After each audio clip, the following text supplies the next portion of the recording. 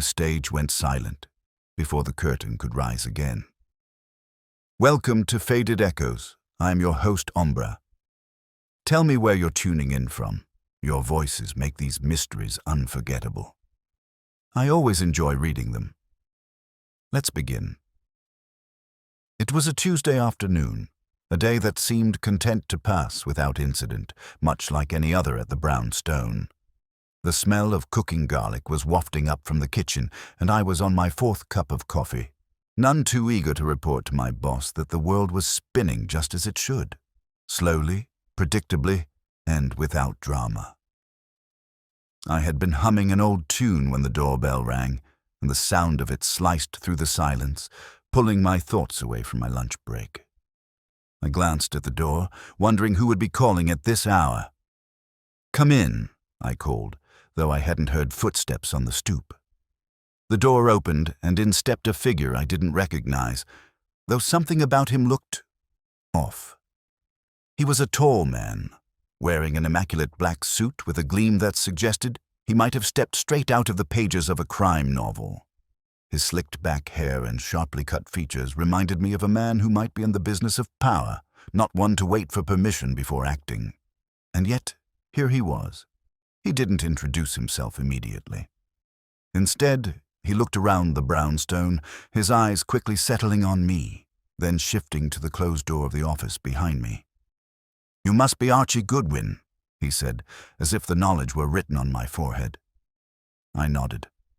"I'm here to see Nero Wolfe." His voice was soft, but authoritative. I didn't need to guess what this was about. People didn't come here unless they were serious, and they didn't ask for Wolfe by name unless they needed something that had to be solved, something that couldn't be handled by the usual means. "Right," I said, straightening up from my chair. "And you are?" "I'm Simon Lockhart, a patron of the arts." He offered a small smile that didn't reach his eyes. Patron of the arts. That was an understatement. Simon Lockhart was a name I'd heard before, though only in passing. He was one of those invisible figures who moved through society's higher echelons, always involved in something prestigious, some gala, some performance, some debut that made everyone's eyes light up. "Wolfe is expecting you?" I asked, raising an eyebrow. Lockhart didn't flinch. He nodded slightly. "Not exactly. But he will." I took a moment to consider him.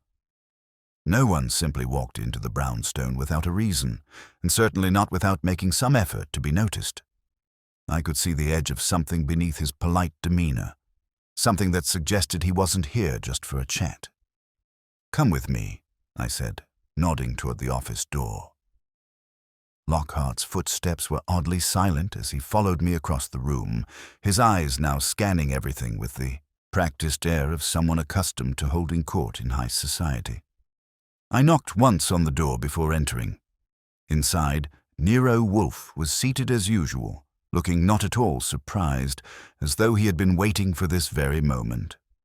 Lockhart stood at the threshold of the office, waiting for Wolfe to acknowledge him. Wolfe's eyes flickered up briefly from the book he had been perusing, and then lowered again. He had been reading something about orchids. Nothing more significant than that, but the silence between them spoke volumes. "You have come to consult with me?" Wolfe asked in his usual manner, his voice calm, unhurried, like a man who knew the world moved around him. Lockhart did not immediately answer. He simply took a few slow steps inside and lowered himself into one of the chairs across from Wolfe's desk. "I need your help, Mr. Wolfe," he said. "Something has gone terribly wrong with an event I sponsored, and I need to make sure it doesn't spiral out of control." The words hung in the air, but Wolfe was already turning the first page of his book, as though this were nothing more than another interruption in his day. "An event?" I asked, leaning against the door frame. Lockhart's gaze shifted to me. "A performance, a gala, really. I'm part of the management for the new opera house downtown.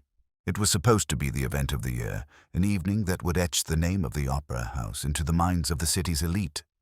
He paused. "But someone's gone and ruined it." The faintest flicker of interest passed over Wolfe's face. Just a flicker. Then he sighed, which for him was akin to a full-blown eruption of emotion. "I am uninterested in the trivialities of theatre or performance," he said, "unless, of course, you believe the problem lies elsewhere." Lockhart straightened, suddenly more serious. "That's exactly why I've come. The disruption isn't just about a ruined evening.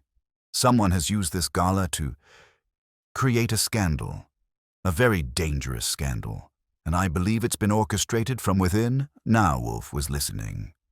The book went down, and his eyes slowly moved from Lockhart's face to the contents of the room. "I don't know how," Lockhart continued, "but someone at that gala managed to get a message to the press. And the damage, Mr. Wolfe." He stopped, visibly collecting himself. "It could destroy everything." I could sense Wolfe's attention was piqued, but I wasn't sure if it was out of genuine interest or because he was already planning how to untangle the mess. "I'm here to keep this from going public. I've arranged a meeting with the press, but I need you to find out who's behind it. Someone wants to see me ruined, Mr. Wolfe." "Ruined," Wolfe repeated, as though tasting the word. "It's more than just a leak, Mr. Wolfe. The press release isn't the full story. It's a calculated attempt to silence me." Wolfe's lips parted in a rare, nearly imperceptible smile. "Well then," he said, folding his hands, "I am most intrigued by the circumstances. This is just the beginning. The web of deception is still being spun, and Wolfe's mind is already turning over the case. What Lockhart doesn't know is that the answers won't come easily, and not without a few well-placed verbal maneuvers. The case that stills the applause has begun." Wolfe's eyes remained fixed on Lockhart, but there was a shift in his posture, a subtle recalibration of attention. I knew this game. When Wolfe didn't immediately speak, he was plotting his approach, taking in every detail and deciding which threads were worth pulling. He had an uncanny way of letting silence stretch, drawing people in with their own impatience. "I assume, Mr. Lockhart," Wolfe said after a moment, "that the gala in question was of considerable importance to you." Lockhart's jaw tightened slightly, but he held his composure. "It was the most important event of the season. We were bringing in world-class performers, offering an exclusive experience. Everything was supposed to be perfect." "Yet it was not," Wolfe observed dryly. His fingers steepled as though he were balancing an invisible weight between them. "You have mentioned a scandalous leak, but you've offered no specifics. What precisely was made public?" Lockhart hesitated. "A story, a fabricated one. Someone sent a press release claiming that the head of the opera house had been involved in a financial scandal. The report was false, but its contents were convincing. We thought we could control the narrative, but the timing, just before the gala, it was as though it had been designed to undermine everything." I could feel the frustration in Lockhart's voice, but Wolfe wasn't one to be rushed. "What exactly was the content of this release?" he asked. "It detailed a supposed mismanagement of funds, embezzlement, bribes. It made the opera house appear like a den of corruption. The press ate it up. All the papers ran with it. The moment the story broke, we had journalists crowding the entrance to the gala, demanding answers. It was chaos." Wolfe's expression remained unreadable, but his eyes narrowed just enough to show he was processing, considering. "The timing is intriguing," he said, tapping his fingers together. "Do you believe someone in your circle of collaborators, or perhaps a rival, is behind this leak?" Lockhart's face grew harder, the weight of his predicament becoming more visible. "I'm not sure, but I know it didn't come from the outside. It came from someone who had access to our planning, our documents, our inner workings." He paused, glancing briefly at me as if I might offer a clue. "It could only be someone inside." "Well then, we must begin by examining your inner circle," Wolfe said, settling back into his chair. "It is clear that you were targeted by someone who knew your vulnerabilities. The question is, who among your associates had both the opportunity and the motive? Lockhart swallowed, his gaze flickering to the window. I don't know, but I have my suspicions. Who are they? Wolfe's voice was soft but unwavering. Lockhart leaned forward, lowering his voice. It's the opera director, Leonora Voss. She's been at odds with me for months. She's ambitious, yes, but I didn't think she would go this far. And why would she wish to ruin your event? Wolfe asked, his voice betraying no judgment, only the calm inquiry of someone peeling back layers of a mystery. Because I refused to give her more control over the direction of the company. She's wanted more influence for years. And I said no. Lockhart's hands clenched around the arms of his chair, his knuckles white. But there's also my assistant, Gregor Tanev. He's been acting strangely lately, and I suspect he may have been involved in some shady dealings. I don't have proof, but I know he's been meeting with people behind my back. Wolfe absorbed this information in silence for a moment. This Leonora Voss and Gregor Tanev. Two possibilities. But I think we will need to investigate further before making any assumptions. Lockhart's face had drained of color, and he took a deep breath. I need this solved, Mr. Wolfe. I can't afford to lose everything. Not after all the work I've put into this understood. Wolfe's voice was as steady as ever, though his eyes had narrowed, calculating. I suggest you leave the particulars of this case to me. Archie will handle the interviews. Your presence is not required for now.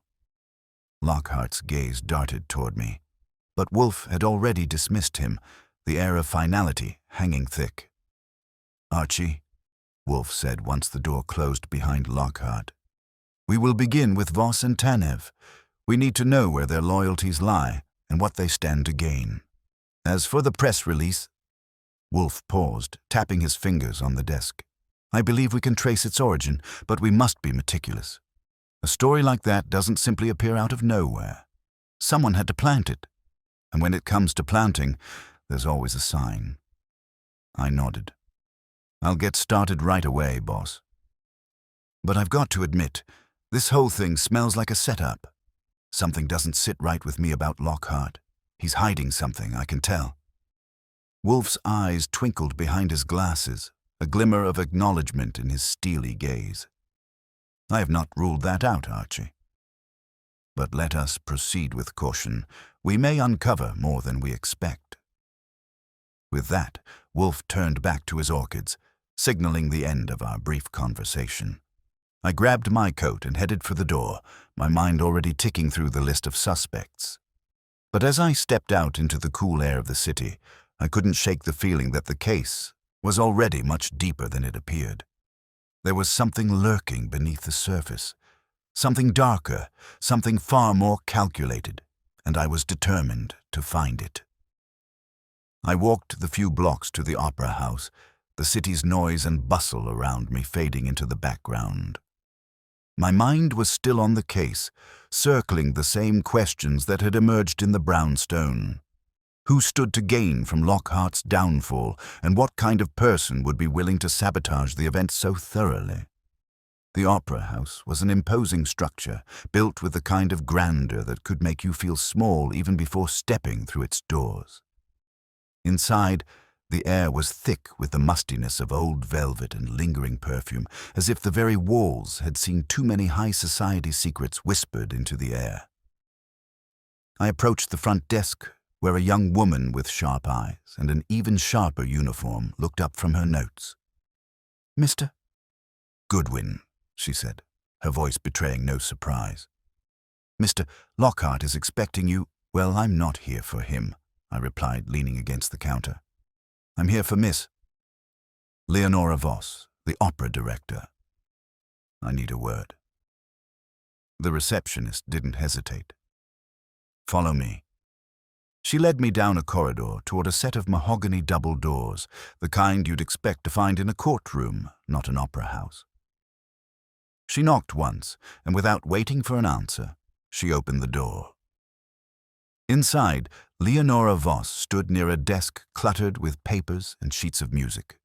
She was taller than I expected, tall enough to command attention, with strikingly sharp features framed by dark hair pulled back into a tight bun. She wasn't what you'd call beautiful, but she had an intensity that made you pay attention. She glanced up as I entered. "Mr. Goodwin, to what do I owe the pleasure?" Her tone was polite, but there was a clear distance. I didn't waste time with pleasantries. "I'm investigating the recent scandal surrounding the Opera House," I said, watching her face for any signs of reaction. "The one with the press leak." She paused, her lips tightening slightly. "I don't know what you're talking about," she said, her voice smooth but laced with something I couldn't quite place. I raised an eyebrow. "Really? Because Lockhart seems to think someone in the house had something to do with it. You don't know anything about that?" Her expression barely flickered, but it was enough to tell me I was on to something. She wasn't as cool as she wanted to appear. "I'm not concerned with the media. I'm concerned with the performance." She gestured toward the room behind her, where several musicians were tuning their instruments. "You'd be better off speaking to the press office. I'm not the one who controls what gets published." "Control," I pressed. "That's an interesting word. What if I told you I thought someone inside this very room planted that story?" She stiffened. "You're implying I—" "Not at all," I interrupted smoothly. "I'm not jumping to conclusions. But you must admit, it's odd. The timing, the specifics of the leak." "It wasn't random." Leonora looked at me for a moment, measuring my words. "Lockhart is ambitious. He's always looking for ways to get ahead in this industry. He doesn't appreciate the level of talent required to run an opera house." Her voice softened. "I'm just trying to keep the show moving forward." "I'm sure," I replied, watching her carefully. "But what happens when your show is tainted with rumors of financial corruption? That doesn't exactly help your performance image, does it?"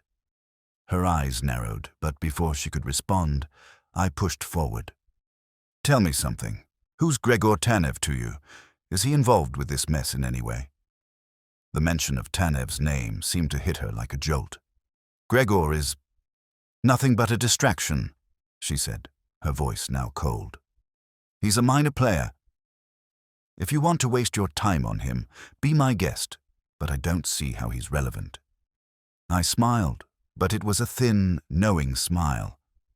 "I think you're trying to divert my attention. But I won't be fooled." She stiffened again, and I could almost hear the gears turning in her mind as she calculated whether she should offer more or shut down the conversation entirely. "I'm done here, Mr. Goodwin," she said finally, her voice firm. "If you have no further questions, I suggest you leave." I nodded, though I wasn't ready to back off. I had my suspicions, and I wasn't going to let this woman throw me off track. "Fine. But if you change your mind, you know where to find me." I turned to leave, but she stopped me with a sudden, sharp question. "Do you think Lockhart is involved?" I paused at the door, but didn't turn around. "I think he's hiding something. But whether it's connected to the leak, I'll let you know when I figure it out." I could feel her stare burning into my back as I walked out, but I didn't care. I had what I needed from her for now. A small crack had appeared in her facade, and it was just enough for me to work with. Back at the brownstone, I found Wolfe sitting in his usual chair, surrounded by his orchids, his mind already miles away. I filled him in on my conversation with Leonora, but I could see from the way he was tapping his fingers that he wasn't interested in the small details. "What do you think?" I asked, leaning against the door frame. Wolfe took a moment before answering. "She's hiding something, Archie. But I don't believe she's the one behind the leak. The story came from a place of precision, of calculated malice. Leonora Voss isn't that careful. We need to look deeper, beyond her. Find someone who stands to lose more than she does." I nodded, already thinking of the next step. Wolfe was right. There was more to this than met the eye. Whoever was behind this was playing a long game, and it wasn't going to end with a simple leak to the press. It was only just beginning. I spent the next day following up on Wolfe's advice, digging deeper, checking more of the people who could have been involved in this mess. Leonora's denials had left me uneasy, but it wasn't her I needed to focus on anymore. Wolfe was right. Whoever orchestrated the leak had to be someone with more to lose than a mere director in charge of a performance. I began with Gregor Tanev, a man who, on paper, was a mere assistant to Lockhart. But in the world of high-stakes theatre, an assistant could hold far more power than one might imagine. Tanev had been a fixture in the opera house for years, a reliable but unremarkable presence. But something about him had started to rub me the wrong way, something I couldn't quite put my finger on, until now. I found him in a dingy office near the back of the opera house. He was hunched over a desk, sifting through a stack of paperwork. He didn't look up when I entered. "Mr. Tanev," I said, my voice breaking the silence like a stone dropped in still water. He looked up, startled. There was a momentary flicker of something, fear or guilt, I couldn't tell. And then he smiled, though it seemed practiced, forced. "Mr. Goodwin," he greeted me with a tight nod. "What can I do for you?" "I'm looking into the leak that hit the press before the gala," I said, leaning casually against the door frame. "You're familiar with it, I assume." His eyes flickered briefly, but he quickly recovered, putting down the papers and folding his hands on the desk. "I don't know much about it. I'm just the assistant, as you know. I leave the big decisions to Mr. Lockhart and Miss Voss." "But you'd know if something was off, wouldn't you?" I pressed, watching him closely. Tanev didn't answer immediately. Instead, he glanced around the room as if searching for an escape. The air between us was thick with unspoken words, and I knew I was getting close to something. He could feel it too. "I'm not sure what you're implying, Mr. Goodwin," he said finally, his voice a little too steady. "I'm implying that someone in this building is involved," I said flatly, "and I'm trying to figure out who." His jaw clenched for a brief moment, then he relaxed, but it wasn't the ease of someone who had nothing to hide.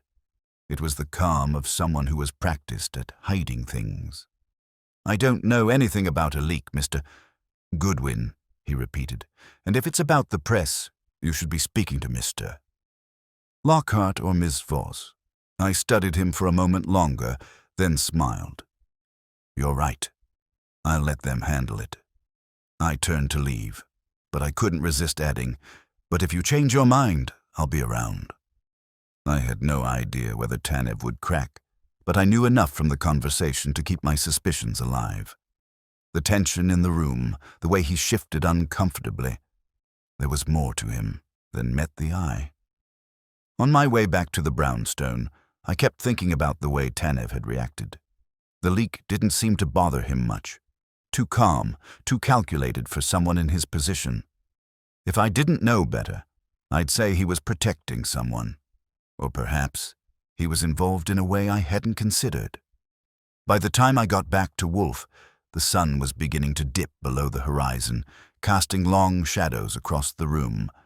He was seated as usual, his gaze fixed on his orchids, his hands folded in front of him, his mind seemingly a world away. I filled him in on Tanev's reaction. Wolfe listened intently, his eyes never leaving the orchids, but I could see the wheels turning in his mind. "Do you believe he's hiding something?" Wolfe asked, his voice measured. "I think he knows more than he's letting on," I replied, "but I'm not sure how deep it goes." Wolfe nodded slowly. "Keep pressing him. He may not crack immediately, but we are closer than we think." I wasn't sure if I agreed with him, but I knew better than to question Wolfe's instincts. The man had a way of seeing through people like they were glass, and I wasn't about to underestimate him. "We'll need to find something concrete, Archie," he continued. "Something that ties the leak directly to Tanev. Until then, we must proceed carefully." I spent the next few days tracking down more leads, speaking to more people who might have had access to the inner workings of the opera house. But nothing solid emerged. Everything I uncovered was circumstantial, a web of vague connections that seemed to lead nowhere. Then, on the 4th day of the investigation, I received an anonymous tip. A single envelope slid under the brownstone's door, containing a photograph. It was a picture of Gregor Tanev, standing in a dimly lit office, speaking to someone I didn't recognize. The person in the photograph wasn't anyone I'd expected to see. He was dressed like a businessman, sharp suit, crisp tie, but there was something else in his eyes, something cold and calculating. I couldn't place him, but I knew that face was the key. I brought the photograph straight to Wolfe. As I showed it to him, his eyes glimmered with a strange satisfaction. "Well, Archie," he said, a note of approval in his voice. "It seems our mystery is far more intricate than we first assumed." I couldn't help but agree. Something was finally coming together, but the puzzle was still far from solved. The man in the photograph could be the link we needed, or he could be another dead end. Either way, Wolfe was already moving to the next stage, and I wasn't about to let him outpace me. The real game was only just beginning. The photograph had me thinking for hours. Whoever this man was, his presence with Tanev was no accident. I ran the image through my mind repeatedly, but the man's face wasn't familiar, and his cold expression only added to the tension. There was something about the way he stood, the way he spoke to Tanev. Too casual, too authoritative, like he had every right to be there. That night, I barely slept. The photograph kept me up, turning over and over in my head.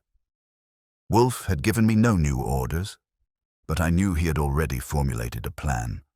He always did. The next morning, I found him in his usual position by the orchids, his fingers wrapped around a glass of beer, eyes narrowed in thought. He had a way of making you feel like he'd been waiting for you to arrive, even if you just walked in. "I assume," he said, not looking up, "that you've been busy thinking about the man in the photograph." I nodded, sinking into the chair across from him. "I haven't seen him before. But he's important, I know that much. He and Tanev were meeting in a way that didn't seem ordinary." Wolfe didn't respond immediately, taking his time to sip his beer before finally saying, "It's clear that Tanev's involvement is no accident. He's been planted in this situation for a reason, but we cannot assume that he is the mastermind." "No," I agreed, watching him closely. "I think he's more like a pawn. The real player is the man in the picture. I just don't know who he is yet." Wolfe's eyes flickered as if he were scanning his mind for a name, but then he stopped, as though waiting for me to piece it together. I knew better than to rush him. "Wolfe never gave you answers until you had earned them. Have you visited Tanev's apartment?" Wolfe finally asked, his voice even but with an edge of sharpness. "You may find something more telling there." "Not yet," I replied, "but it's on my list. I thought I'd ask around a little more before going there. I want to get a better sense of what he's hiding." "I would suggest you make Tanev your first stop," Wolfe said, finally setting his beer aside. "His apartment is likely where the true motivations will be revealed. Go there, and you may find something that will unravel the mystery faster than you think." With that, he stood up and moved toward the bookshelf, pulling out a thick case file on one of his past cases. I took it as my cue to leave. Wolfe would turn back to his orchids or his books, but I knew better than to think he wasn't watching, mentally preparing for the next move. I wasn't about to let him outthink me. I left the brownstone and made my way to Tanev's apartment. The building was nothing special. An old walk-up in a quiet part of town, away from the glitzy distractions of the opera house. It looked like the kind of place a man like Tanev would choose, low-key, a little worn down, but nothing that would draw attention. I knocked on the door, and when there was no answer, I turned the knob. The door was unlocked, which told me either Tanev was expecting company or he simply didn't care enough to lock it. The place was small, 2 rooms, a cramped kitchen, and a barely lived-in living room with a few bare shelves and an old couch. I walked through it slowly, letting my eyes roam over the place for anything that felt out of place. The apartment was meticulously clean, which only deepened my suspicion. People like Tanev were rarely so fastidious unless they had something to hide. I headed straight for the desk, where a few papers were scattered about. There was nothing of interest at first glance, just old receipts and notes. But one piece of paper caught my eye. It was a ledger, the kind you would use for financial records. But what was odd was that it was filled with strange notations, dates, amounts, and cryptic words written in the margins. A few of them stood out. Contact, payment, tomorrow. It didn't take much to connect the dots. Someone was paying Tanev for something. The question was, what was he really being paid to do? I tucked the ledger into my coat and made my way to the back room, hoping to find something more substantial. But before I could reach the door, I heard the faintest noise. A click, the sound of someone turning a key in the lock. I spun around just as the door opened. Tanev stood there, looking shocked, but quickly masking it with an expression of controlled irritation. "What are you doing here?" he demanded, his voice sharp. I didn't flinch. "I could ask you the same thing," I said, holding up the ledger. "This your idea of keeping things clean?" He hesitated, his face paling slightly. Then he stepped aside, letting me enter. "I didn't think you were the type to go snooping," he muttered.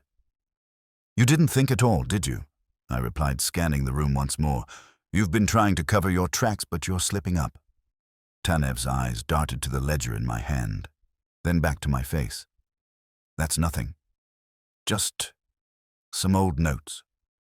"Old notes," I repeated, letting the sarcasm drip. "That's convenient. Maybe you'd like to explain the payments, or the contact for that matter." He stiffened. "I don't have to explain anything to you. You're out of your depth." I could see him trying to regain control of the situation, but I wasn't about to let him. "You're involved in something bigger than you realize, Tanev. And whoever's pulling your strings, they're watching you. This isn't just about a leak to the press. It's a setup, and you're in the middle of it." For a moment, he looked like he might crumble, but then he squared his shoulders, his expression hardening. "You think you have it all figured out, don't you?" "Not yet," I said, "but I will." The silence between us hung in the air for a long moment before Tanev spoke again, his voice low. "You don't understand.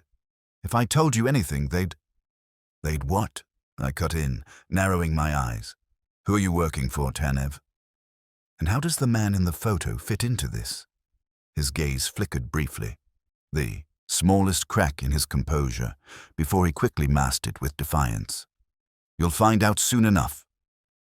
That was all I needed. The game was on. Tanev's cryptic words hung in the air like an unfinished sentence. "You'll find out soon enough." What did that mean? Was it a threat, or just another feeble attempt to assert control? Either way, I wasn't about to let him off the hook. The clues were stacking up, each one leading me further down a path I couldn't ignore.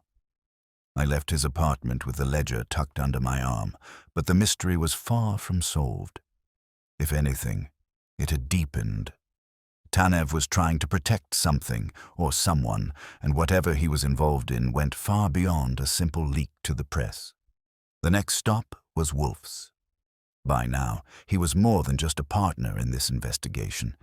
He was the strategist, the mind that would piece together the puzzle from all the fragments I'd gathered. I needed to tell him everything, but I also needed his insight into the cryptic exchange I'd had with Tanev. When I walked through the door, Wolfe was at his desk, his glasses perched at the edge of his nose, his eyes scanning a thick stack of papers. He didn't look up when I entered, but I knew he was aware of my presence. Wolfe had a way of sensing when the world was in motion, even when it seemed perfectly still. "I've been thinking about our friend Tanev," I began, tossing the ledger onto his desk. "He's hiding something, and I'm not sure how much longer he can keep it buried." Wolfe gave me a small, almost imperceptible nod, acknowledging my point. Yes, I've been reviewing his behavior from the beginning. He's hiding something, but you must understand, Archie, it's not the documents or the photographs that matter. It's the motive. I sank into the chair across from him. My curiosity piqued. The motive? Wolfe steepled his fingers, leaning forward slightly. Tanev has been placed into this situation for a reason. He is not the mastermind, but he's certainly not acting of his own volition. His connection to the leak is merely a tool, a distraction. So, what's the real play here? I asked, my impatience creeping into my voice. The leak was never about exposing Lockhart or the Opera House, Wolfe continued, his voice smooth, controlled. It was about creating an opening, a moment of instability. Think about it. Whoever orchestrated this needed an opportunity to get close to Tanev, to influence him, and ultimately to manipulate the situation in their favor. I leaned forward, the pieces clicking together in my mind. So, the leak is just a smokescreen. Someone's using Tanev to get to Lockhart, or someone else entirely. Wolfe's lips curled into a small smile, a glimmer of approval in his eyes. Precisely, Archie. And it's not just about the Opera House.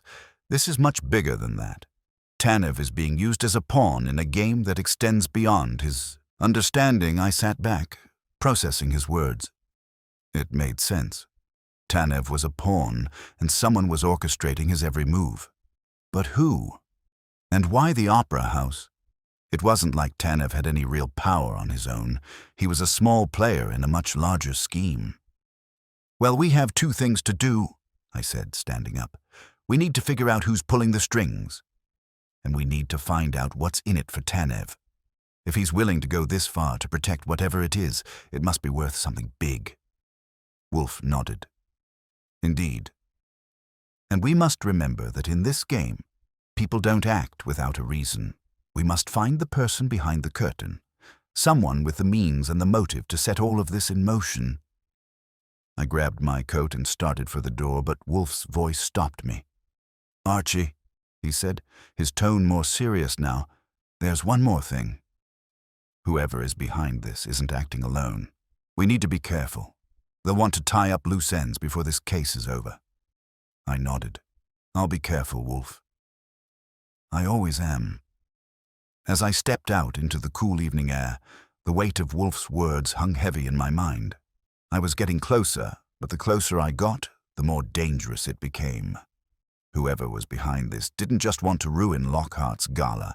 They wanted something bigger, and they were willing to use Tanev to get it. The next step was clear. I needed to dig deeper into Tanev's connections, find out who he was really working for, and figure out how they were planning to bring everything down. Time was running out, and I could feel the pressure building. I spent the next few days watching Tanev closely. He had a pattern, always the same, always predictable. He'd go to work in the morning, leave for lunch around noon, and return in the evening. I trailed him for 2 days, trying to spot any irregularities, any signs that he was meeting with someone, making contact. Then, on the 3rd day, I saw it. Tanev entered a nondescript building near the edge of town, an old office building, nothing special. He didn't even glance around as he entered, which made me think this was a place he visited often. I waited outside for a while, watching the door, but he didn't come back out. I had a gut feeling that this was the break I needed. Whoever he was meeting, it wasn't just some casual contact. It was the next step in whatever scheme was unfolding. This was the lead that would connect all the dots. I headed back to the brownstone, knowing that whatever I uncovered in that building would finally give me the answers I was looking for. The game was almost over, and I was ready for the final reveal.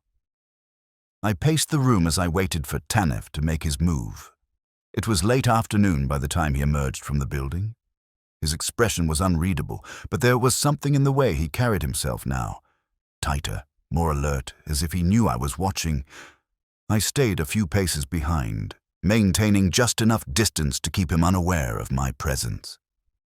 He led me on a winding path through the city streets, making a few unexpected turns. It was clear he was trying to shake any potential tail, but I knew the area well.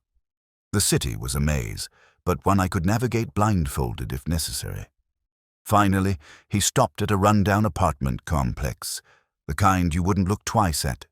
It was old, worn, and in need of repair, yet it had the quiet air of a place meant to stay hidden.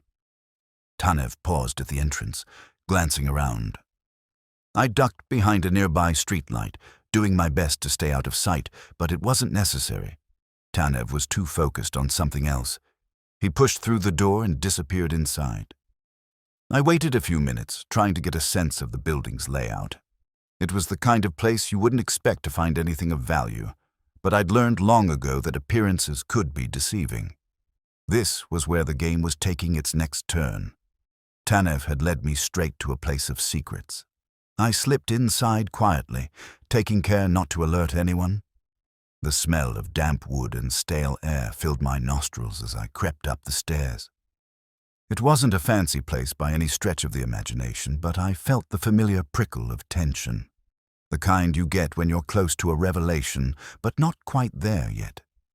I didn't know exactly what I was looking for, but something told me I was getting closer to understanding the big picture. There were no fancy locks on the door, no bells, no security. Just a flimsy door frame and a dull brass handle that turned without resistance. Inside, the apartment was sparse. A few chairs, a battered sofa, and a stack of papers in one corner. There was no sense of permanence here, no signs of a life built, just a space for something or someone to hide. I moved cautiously through the small rooms, checking for anything out of the ordinary. That's when I found it, a file tucked away in a drawer, its contents clearly organized. I pulled it out, my pulse quickening as I flipped through the pages. These were financial records, but they weren't for the opera house. They were for something else entirely, something that tied Tanev to a network of people who operated in the shadows. The names on the paper meant nothing to me at first, but one stood out. Victor Klein. The name had a cold ring to it, like something out of a thriller, and it struck me like a lightning bolt. Klein was a businessman with a reputation for being involved in shady dealings. Someone I'd heard of in passing, but never directly connected to this case. His name was now tied to Tanev, which meant I was stepping into something much larger than I had anticipated. I tucked the file back in the drawer, closing it quietly as I heard the faint sound of footsteps in the hall. I froze, listening intently. It was too late to make a clean exit, so I backed into a dark corner, hoping the shadows would conceal me. The door to the apartment creaked open, and in walked Tanev, his expression tense, his movements sharp as though he was expecting trouble. I held my breath as he scanned the room, but thankfully he didn't seem to notice anything amiss. He moved swiftly to the desk, taking a seat and immediately pulling out a phone. His back was to me, and I could see the faintest glimmer of sweat on his brow. It didn't take much to know he was in over his head, but how far down this rabbit hole did it go? I waited for him to finish whatever business he was handling, and after a few tense moments, he stood up and headed toward the door. I breathed a quiet sigh of relief, slipping out of my hiding spot and quickly moving toward the exit before he could spot me. I wasn't sure what exactly Tanev had been involved in, but I knew it was more dangerous than I'd ever expected. Outside, I took a moment to collect myself before heading back to the brownstone. The pieces were starting to fall into place, but there was still one thing missing, the connection between Tanev and Victor Klein. What was their relationship, and how did it tie into the bigger picture? I couldn't help but wonder if Klein was the one pulling the strings, the man orchestrating everything from behind the scenes. And if that was the case, then I needed to find out exactly what he wanted, and why he was using Tanev as a pawn. As I walked back to the brownstone, I felt the weight of the investigation settling in. It was no longer just about a scandal or a press leak. This was about something far more calculated. something with stakes that reached beyond the opera house and into a world of corruption and power I hadn't fully understood. But I was getting closer, and I wasn't going to stop until I had the answers. Wolfe would have to be the one to pull all of this together, and when he did, it would be time to confront whoever was behind this and bring them to justice. By the time I reached the brownstone, the pieces were beginning to snap together with an unsettling clarity. The name Victor Klein lingered in my mind, a puzzle piece that felt all too familiar, yet out of reach. As I opened the door to the brownstone, I found Wolfe exactly where I expected him to be, sitting in his chair, his fingers steepled in his customary pose. The silence in the room was thick with the weight of unspoken words, but I didn't need to ask if he knew I was on to something. "I trust you've made some progress?" Wolfe asked, his voice calm, measured. He wasn't looking at me. His gaze was fixed on the orchids, but I knew he was already aware of the shift in the case. "I've been following Tanev, just like you suggested," I said, sinking into the chair opposite him, "and I found something interesting. It's not just the opera house that's involved in this mess. Tanev's been in contact with someone, a man named Victor Klein. Klein's a businessman, but not one I'd trust with a dime. He's connected to some shady dealings I've heard about in passing, but nothing concrete. That is, until now, Wolfe's eyes flickered to me, and I saw the familiar glint of interest. Klein, you say? I recall the name. He's a man who moves in the shadows, known to have tangled with the wrong sort of people. But if he's involved, then the stakes are much higher than a simple press leak." I nodded. "Exactly. I went to Tanev's place today. I found a file. Financial records tied to Klein. But it wasn't just business. There were personal connections, dates, payments. The kind of things you don't see unless you're looking for them. I'm guessing Tanev's been working for Klein, whether he knows it or not." Wolfe's lips curled into a small smile, a sign that he was pleased with the development. "You've made a very interesting discovery, Archie. But we must tread carefully. Klein is not a man who takes kindly to intrusion, and it's clear that Tanev, for all his blustering, is not the mastermind here. He's a tool, a pawn in a game far bigger than his comprehension." I leaned back in my chair, considering the weight of Wolfe's words. "So, what's the next move?" "We need to know more about Klein's operations. We must understand who he's working with and what he stands to gain from this web of deception. But most importantly, we need to see Tanev as he really is, caught between forces that he cannot hope to control." I glanced at the stack of papers Wolfe had been studying. "You've got an angle, don't you?" Wolfe's eyes twinkled. "Indeed. I believe it's time we put the pieces together in a way that our friend, Mr. Tanev, won't see coming." I could see the wheels in his mind turning as he began to craft a plan. Wolfe never did anything half-heartedly, and I knew whatever he had in mind would bring this case to a head. The real question was, how far would it go? And what was Klein really after? We spent the next few hours sifting through the financial records I had taken from Tanev's apartment. Wolfe made quick work of analyzing the figures, his sharp mind drawing connections I hadn't yet considered. It wasn't long before he had a theory, though I could tell he was holding back some of his thoughts, watching me closely as he pieced things together. "You've been right about one thing, Archie," he said eventually, leaning back in his chair. "There is more at stake here than a ruined opera gala. Klein's interest in Tanev is not incidental. I believe he's trying to manipulate the situation for a much larger play. We must find out what he's after before he closes the door on all of us." The implications of Wolfe's words hit me all at once. It wasn't just about exposing the leak anymore. It was about uncovering the full scope of a plot that extended far beyond the opera house.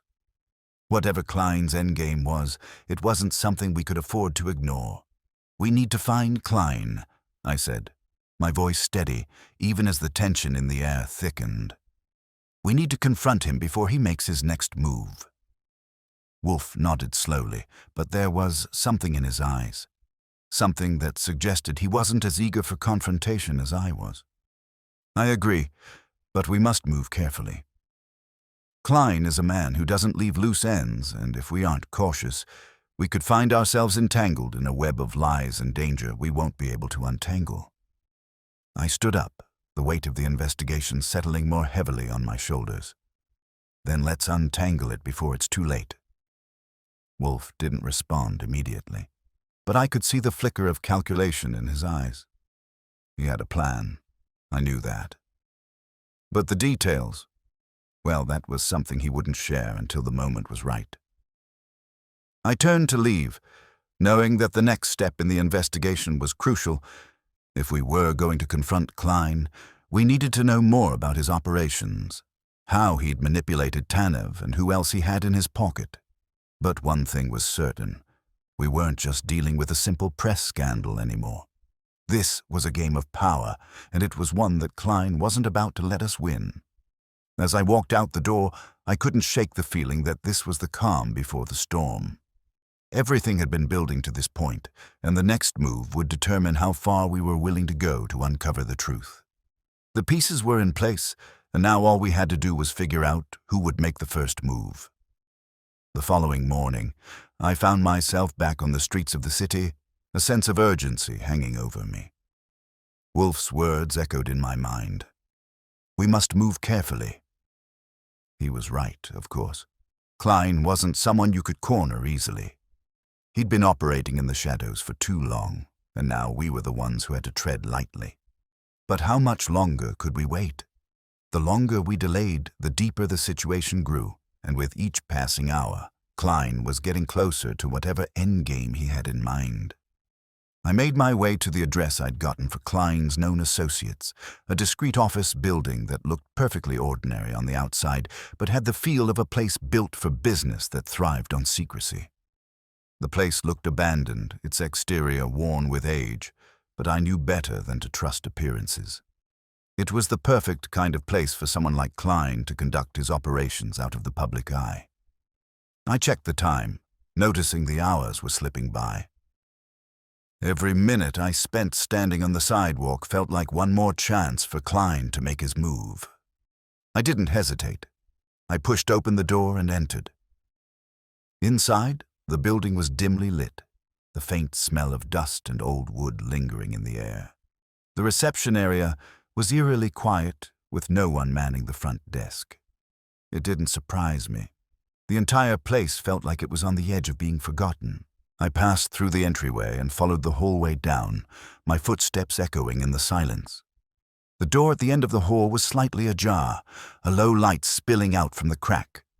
I paused, listening carefully for any sounds of movement, but there was nothing, just the faint murmur of voices from deeper inside.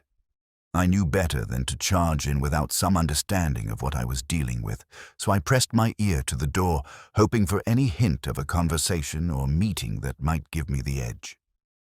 The voices inside were low, too muffled for me to make out any specifics, but I could hear the underlying tension in their tone. The kind of tension you only find when deals are being struck or when someone is trying to control the conversation. I hesitated for a moment, deciding my next move. But before I could act, the door swung open and I found myself face to face with someone I hadn't expected to see. Gregor Tanev.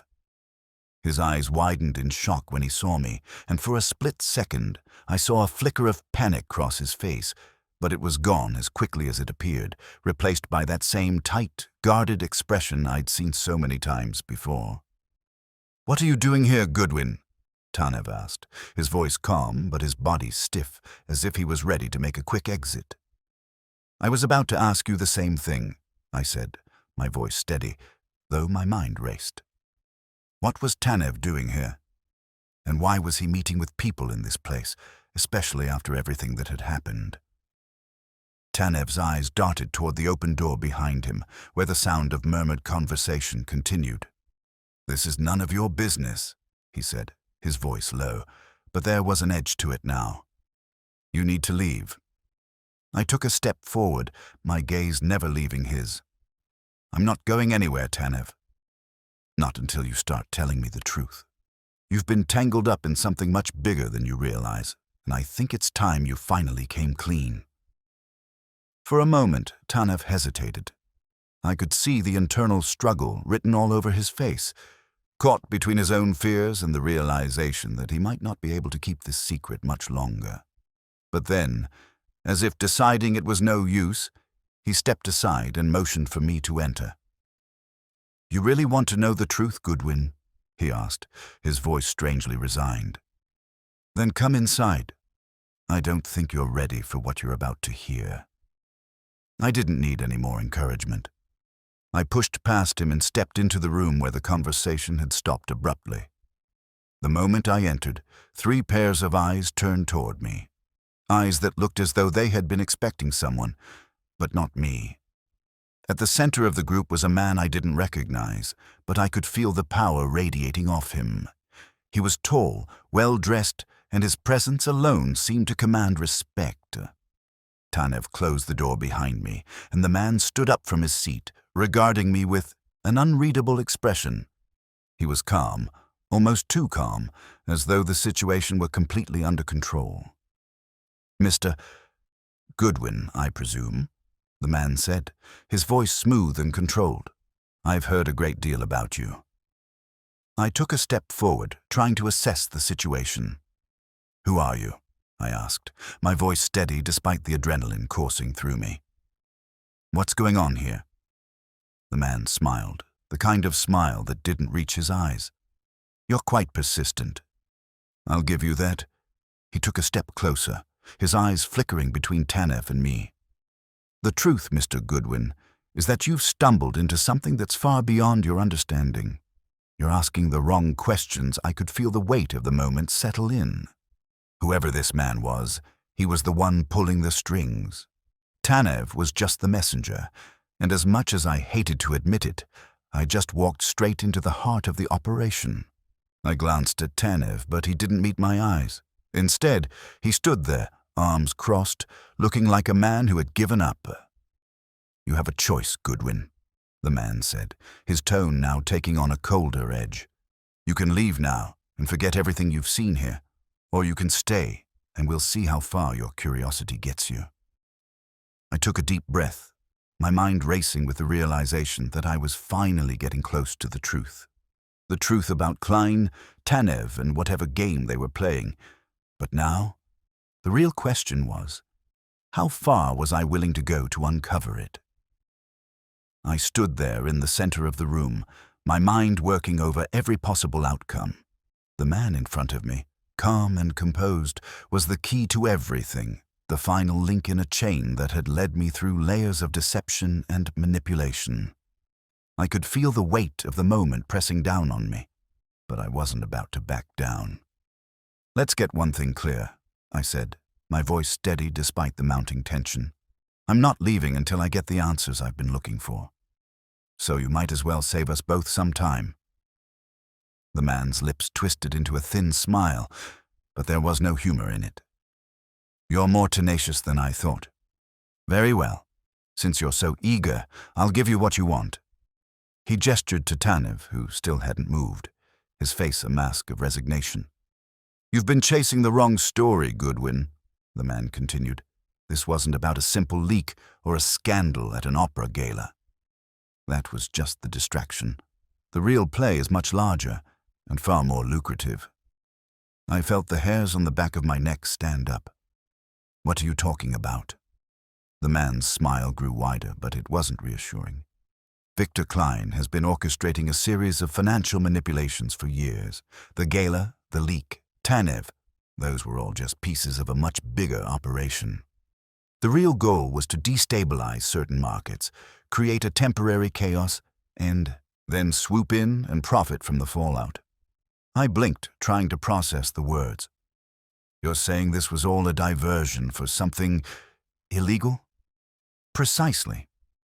Klein has been using the opera house as a front for money laundering, among other things. Tanev, unwittingly or not, became a conduit for information, someone to get close enough to the key players to pull the strings without anyone suspecting." He paused, taking a step toward me. And now, you're in the way. I looked at Tanev, who was staring at the ground, unwilling or unable to meet my eyes. You were involved in all of this? Tanev's voice was barely a whisper, but it carried the weight of someone who had long since resigned himself to the choices he'd made. I didn't know it would go this far, Goodwin. I thought I was just helping out with a few things. I never knew I'd get dragged into something like this, but I couldn't back out.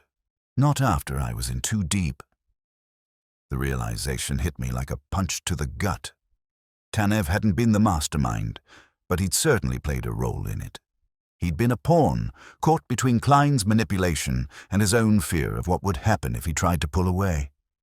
And now, that fear had led him to this point, standing in the middle of a room, trapped by his own choices. I turned back to the man in front of me, the true mastermind. And you're just going to walk away from this?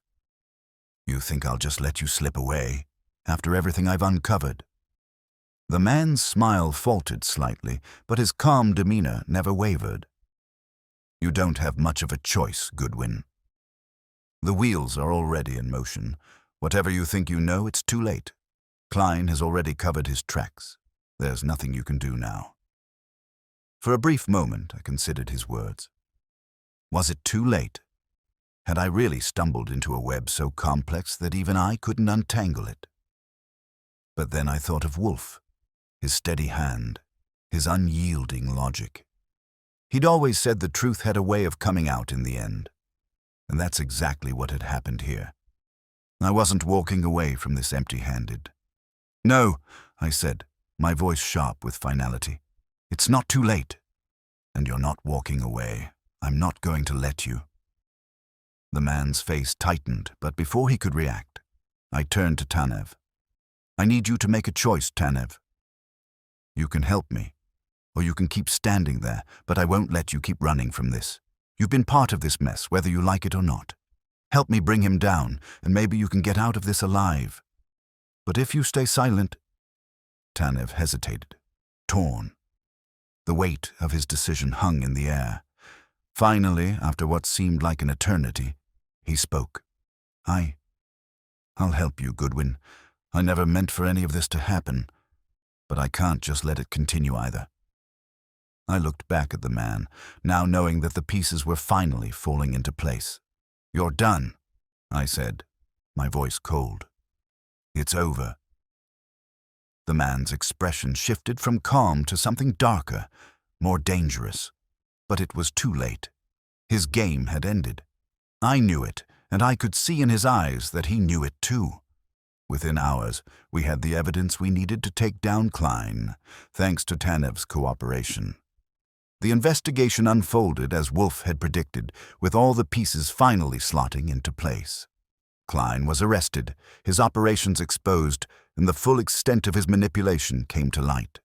The stolen funds, the laundering schemes, and the false fronts, all of it was laid bare for the authorities to handle.